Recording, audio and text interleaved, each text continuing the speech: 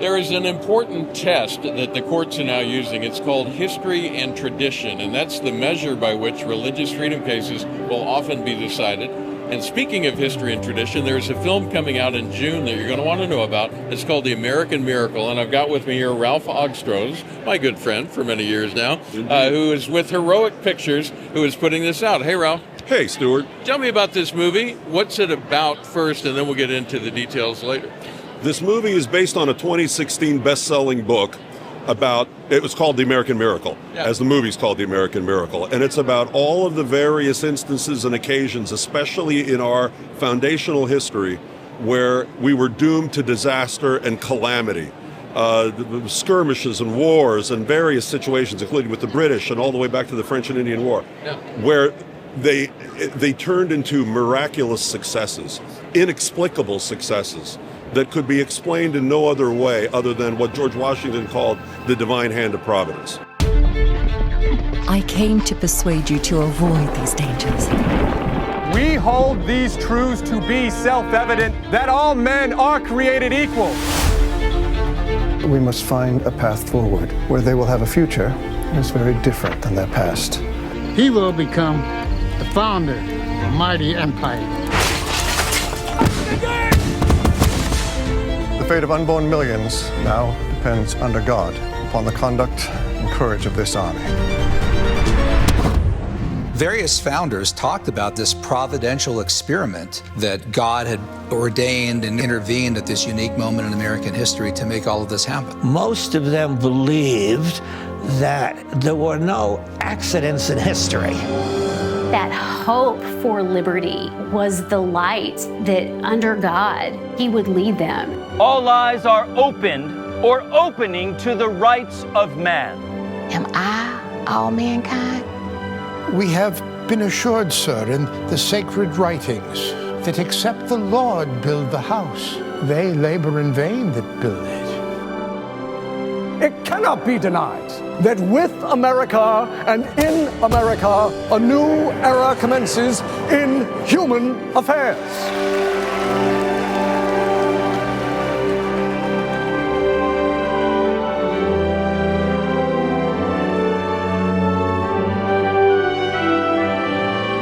Americans of today should regain our bearings, that our nation is no accident.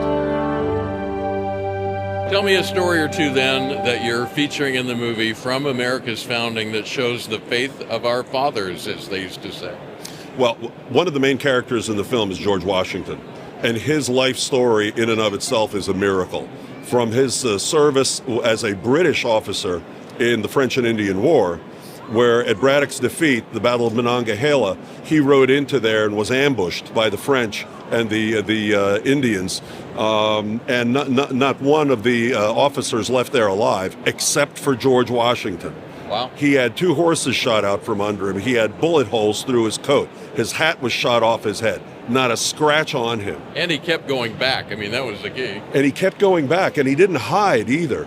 And later, in an encounter with an Indian chief who was one of the commanders of the Indian troops in that skirmish, the Indian chief, Hokulesqua, said to him, "I told my braves to aim at you, at the big guy on the horse, and they kept firing, and not a single bullet hit you, and I told them to stop, because clearly the Great Spirit protects that man, and he cannot be defeated in battle." These are his actual words. That's one of the scenes that's in the movie. George Washington contracted smallpox, which was a death sentence back then as a young man. He survived that, and not only did he survive it, when you've had smallpox, you're immune. So later, when smallpox was going through his troops in Valley Forge and elsewhere, he was completely immune. Nothing happened to him. As Joe Ellis, the Pulitzer Prize-winning historian who's in our movie as well, said, it's like George Washington was immune to everything. There was nothing that could knock him down.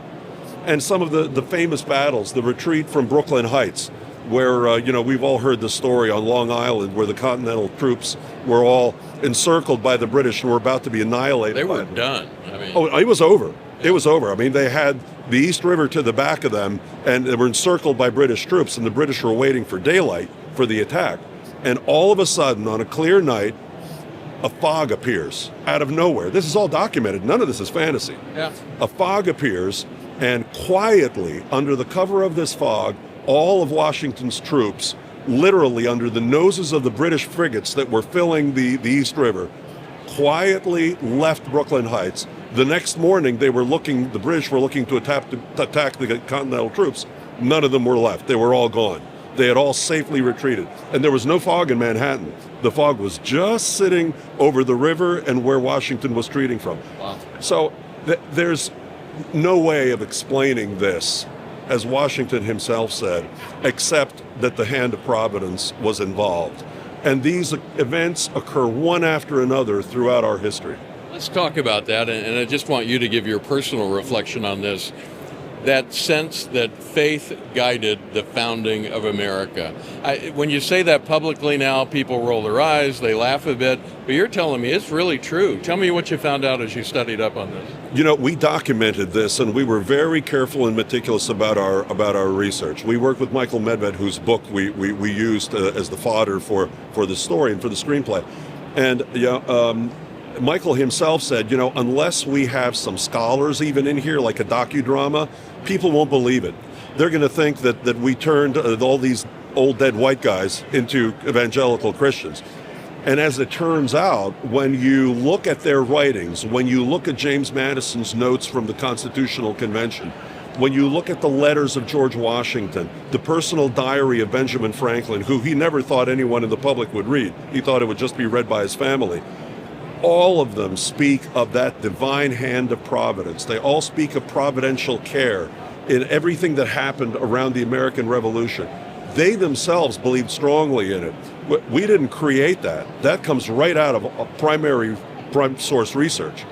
So it really is a fascinating story and a fascinating realization how education today has swept all that under the rug. And that's why I wanted to talk to you, because it's important for us as a nation to know these stories, to remember them, and to share them with our kids. Yeah, absolutely. And we were originally, some folks in the press said, oh, well, so this will be a telling of the untold story. And we said, no, this story is not untold, it's forgotten. Yeah. This is the actual story. We're not making anything up here, or we didn't discover something that was this huge epiphany. We're simply taking the facts that already existed and raising them to the level that the nation can see and appreciate and be inspired by them, especially as we approach the 250th anniversary of our nation next year. All right, tell me about the release date and where people can find it. The movie's released on June 9th, 10th, and 11th in theaters across the country. We'll be in 1,000+ theaters across the United States. Okay. And because we're a nonprofit organization, it's really important that people come out and see the movie on those first 3 nights, June 9, 10, and 11, because then the distributor will extend the run. We'd love to be extended through the 4th of July, but we want people to come see it, to buy tickets so that we can continue producing edifying, educational, entertaining movies like this. Got a website?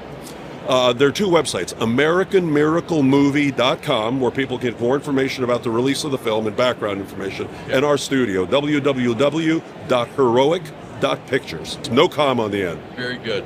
Ralph, good talking to you. We've got an initiative at First Liberty going on right now that I want to tell you about. It's called Restoring Faith in America, and it's to connect these stories of the nation's founding and the history and tradition of America with lawsuits that are going on right now. Because the test now is, if you can demonstrate that it's part of the history and tradition of the country, that is a defense for bringing faith into the public square. If you'd like to learn more about that, just go to RFIA for Restoring Faith in America.org. First Liberty is fighting for what matters most.